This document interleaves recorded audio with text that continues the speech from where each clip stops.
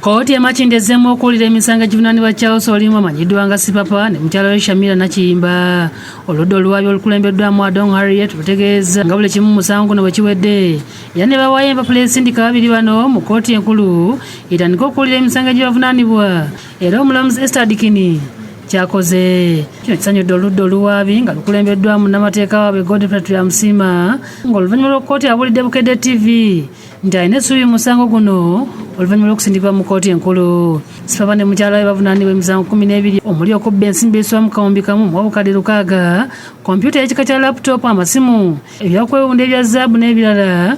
Akigambibwa nti babibba ku bantu ab'enjawulo okuli ne munnansi wa South Sudan Jacob Arok mu maka g'ebbunga Kawuku, nga kigambibwa nti babawa ebiragalagala nga bino byonna byaliwo nga ennaku z'omwezi 28 omwezi ogw'omunaana omwaka oguwedde.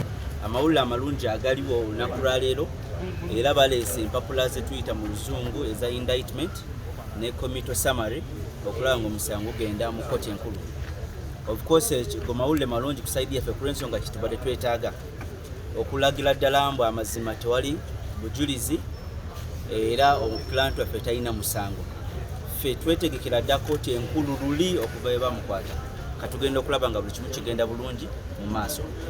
Tetweraliikiridde eruzira gyali Yesu agenda asatulingayo ne tumanya sawa bino binagenda kuvaayo.